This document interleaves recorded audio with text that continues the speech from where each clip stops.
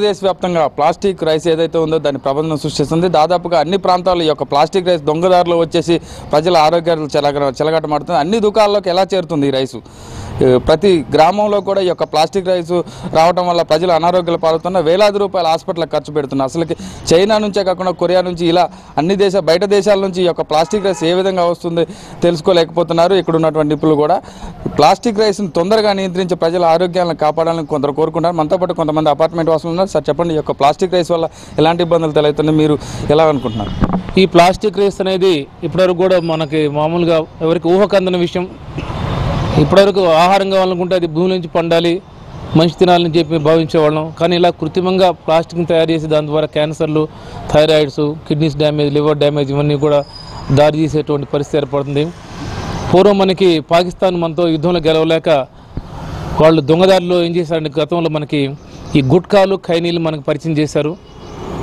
అవి తిని వాళ్ళు ఉన్నటువంటి భారతదేశంలో యువత మొత్తం కూడా దాదాపుగా యువతలో సగం మందికి అంతా కూడా ఈ గుట్కాలు, ఖైనీలు అలవాటైపోయి వాళ్ళు భవిష్యత్తులో వాళ్ళు దేనికి పైకి రాకుండా, సంసారిక జీవితానికి కూడా పైకి రాకుండా ఏ పని చేయడానికి కూడా వాళ్ళు వీలైనటువంటి దౌర్భాగ్య స్థితిలో ఉన్నారు యువత అంతా కూడా.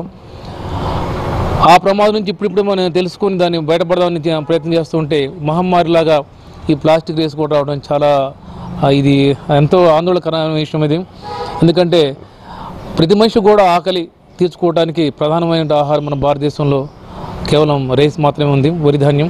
అటువంటి వరి ధాన్యం మనం ఉత్పత్తి 100% మనం సాధించలేక దానికోసం చెప్పి బయట దేశాలను దిగుమతి చేసుకుంటుంటే ఆ యొక్క రైస్ కూడా ఇలా ఈ రకంగా కల్తీ చేసి ప్లాస్టిక్ ద్వారా జనాల యొక్క ఆరోగ్యాలని దెబ్బతీసి ఇప్పుడు ప్రచ్ఛన్న యుద్ధం అని చెప్పి ఒక పదం వాడుతుండేవాళ్ళు. అంటే డైరెక్ట్గా ఎదుర్కొనలేక యుద్ధం ద్వారా లక్షల కోట్ల ఖర్చు పెట్టి చేయకుండా ఇండైరెక్ట్గా స్లో పాయిజన్ లాగా భారతదేశంలో ఉన్న 100 కోట్ల మంది కూడా ఈ రైస్ ద్వారా వాళ్ళకి ఆరోగ్యాలు పాడు చేసి వాళ్ళు దేనికి భయం రాకుండా చేసిన తర్వాత క్రమంగా దేశాన్ని మొత్తం కూడా వాళ్ళు ఆక్రమించుకున్నటువంటి దుశ్చర్యలో భాగంగా చైనా కావాలని ఉద్దేశపూర్వకంగా చేస్తుంది.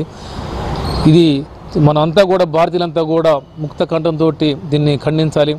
అలాగే ఈ ప్లాస్టిక్ రైస్ అమ్మే వాళ్ళ పట్ల ఎంత కఠినంగా ఉండాలంటే మనకి సరిహద్దులో ఉండేటువంటి అల్-ఖైదా, ఐసిస్ తీవ్రవాదులు కన్నా కూడా వీళ్ళు అత్యంత భయంకరమైన వాళ్ళు అల్-ఖైదా వాళ్ళు బాంబు పెడితే 10 మంది చనిపోతున్నారు, ఒక షాపింగ్ మాల్ సినిమాలో పెడితే 100 మంది చనిపోతారు.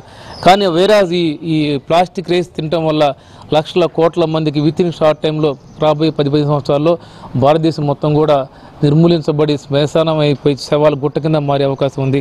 కాబట్టి దీన్ని చైనాతో యుద్ధంగానే భావించాలి. నా యొక్క వ్యక్తిగత అభిప్రాయం అయితే చైనా మీద యుద్ధం ప్రకటిస్తే ఎంత మనం సీరియస్గా ఉంటామో అలాగే ఈ ప్లాస్టిక్ రైస్ అమ్మే వాళ్ళని కూడా నడి బజార్లో కరెంటు స్తంభానికి అందరు చూస్తున్న ఉరి తీయాలి, పిచ్చి కుక్కలను కలిసినట్టు కాల్చాలి.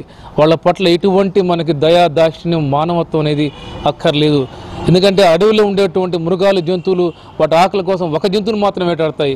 కానీ వీళ్ళ యొక్క అత్యాశ కోసం ఈ ఆస్తులు పెంచుకోవాలి, ఇబ్బడి మబ్బడిగా బ్లాక్ మనీ కూడబెట్టాలనేటువంటి దురాలోచనతో ఈ యొక్క దుర్మార్గాన్ని చేస్తున్న వీళ్ళు మానవ సమాజంలో తిరగటానికి పైనటువంటి దారుణమైనటువంటి మృగాల కింద వీళ్ళని మనం వెలివేయాలి, వీళ్ళని వేటాడాలని నా యొక్క తీవ్రంగా నేను మాట్లాడుతున్నాను. దయచేసి వేరే ఎవరు దీన్ని తీవ్రంగా భావించవద్దు.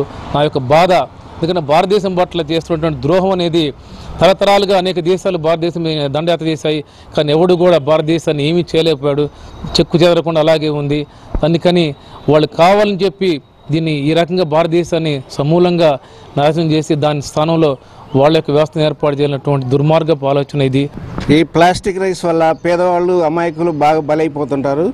ముఖ్యంగా పాలకులు కళ్ళు తెరిచి దీని మీద చర్య తీసుకొని జనానికి అనారోగ్యం పాలు కాకుండా ఈ దేశాన్ని ఈ విపత్తు నుంచి కాపాడాలని నేను మనవి చేస్తున్నాను. మొత్తం మీద ఖమ్మం జిల్లా వ్యాప్తంగా ఉన్నటువంటి ప్రజలు కోరుకునేది ఏంటి, ఈ యొక్క ఉగ్రవాదుల దాడి కంటే ఎక్కువ దేశంలోకి చొరబడి ఇట్లాంటి లోన ఉన్న ఉగ్రవాద దాడిలాగా ఈ యొక్క ప్లాస్టిక్ రైస్ వస్తుంది. దీన్ని తక్షణం నియంత్రించే విధంగా ప్లాస్టిక్ రైస్ అమ్మేవారు ఎవరైతే ఉన్నారో వాళ్ళందరినీ కఠినంగా శిక్షించాలని ఇక్కడ ఉన్నటువంటి ప్రజలు కోరుకున్నారు. ఇది ఇక్కడ ఉన్న పరిస్థితి. కెమెరామెన్ గణేష్తో కిరణ్, ఖమ్మం నుండి.